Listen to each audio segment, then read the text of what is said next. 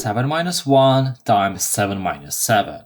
Let's solve this problem. What you might think you should do, you should just do this subtraction and this subtraction and then multiply. You'll get 6, you'll get 0, and after multiplication you get 0. And that is the final solution. But in reality, that is not true. Let's see why is that.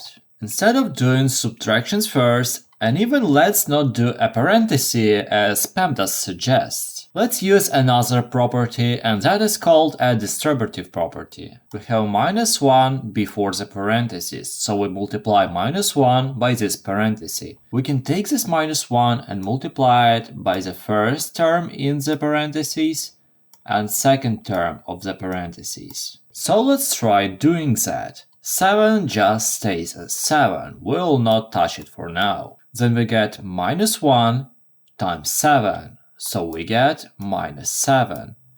Wait, if you like the explanation so far, please consider subscribing. Thank you. And here we get minus 1 times minus 7.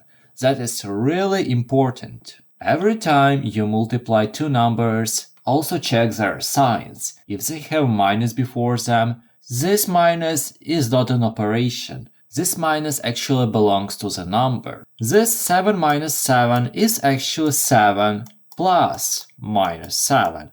That is the same thing, but you need to understand that minus actually belongs to the number itself. So even this minus, that is not a minus, that is just the sign of the number. In reality we have 7 plus minus 7. Let's erase all of that and let's focus on minus 1 times minus 7. This will give us plus 7.